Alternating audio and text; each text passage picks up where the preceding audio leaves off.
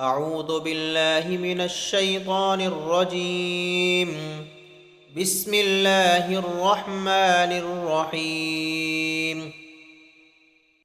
وإذ قال موسى لقومه يا قوم إنكم ظلمتم أنفسكم باتخاذكم العجل فتوبوا إلى بارئكم فاقتلوا أنفسكم ذلكم خير لكم عند بارئكم فتاب عليكم إنه هو التواب الرحيم.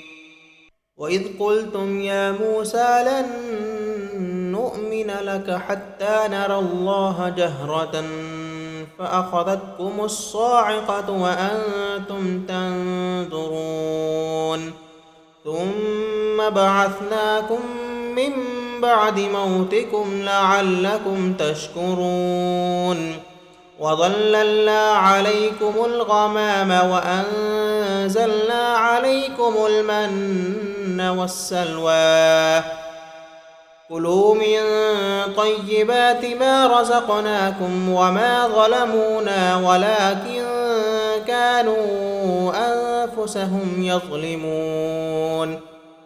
وإذ قلنا ادخلوا هذه القرية فكلوا منها حيث شئتم رغدا وادخلوا الباب سجدا وقولوا حطة نغفر لكم خطاياكم وسنزيد المحسنين. فبدل الذين ظلموا قولا غير الذي قيل لهم فأنزلنا على الذين ظلموا رجزا من السماء بما كانوا يفسقون.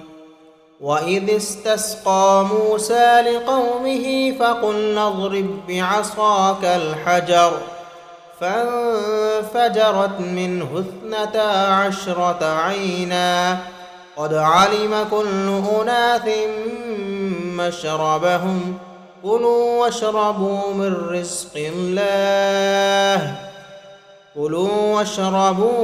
رزق الله ولا تعثوا في الأرض مفسدين. وإذ قلتم يا موسى لن نصبر على طعام واحد فادع لنا ربك يخرج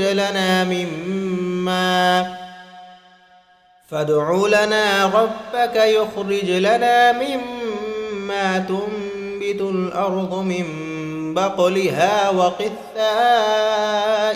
وفومها وعدسها وبصلها قال أتستبدلون الذي هو أدنى بالذي هو خير اهبطوا مصرا فإن لكم ما سألتم وضربت عليهم الذلة والمسكنة وباءوا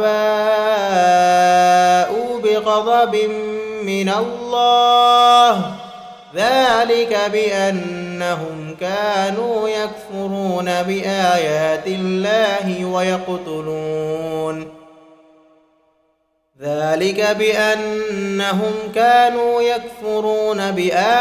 الله ويقتلون النبيين بغير الحق ذلك بما عصوا وكانوا يعتدون.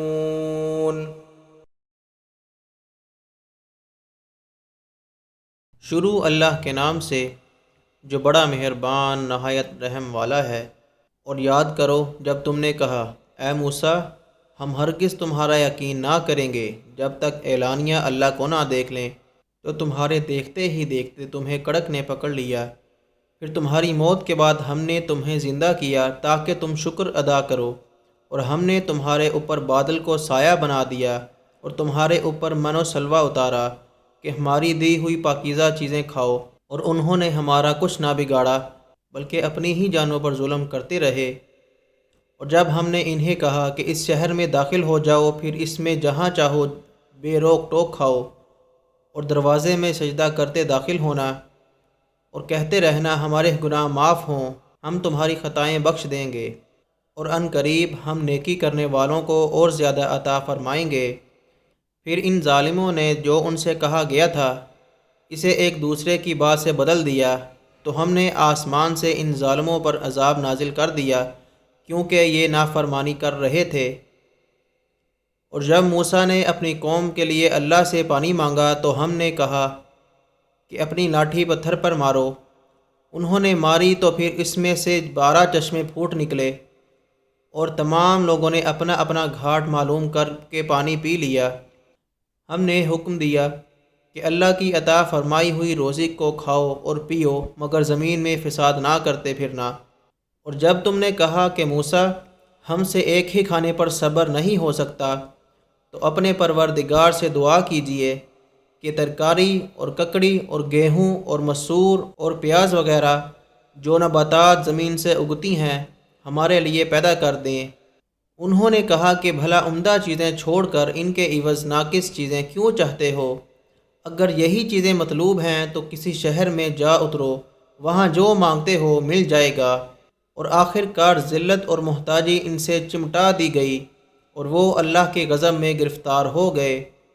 یہ اس لیے کہ وہ اللہ کی آیتوں سے انکار کرتے تھے اور اس کے نبیوں کو ناحق قتل کر دیتے تھے، یعنی یہ اس کے لیے نافرمانی کیے جاتے اور حد سے بڑھتے جاتے تھے۔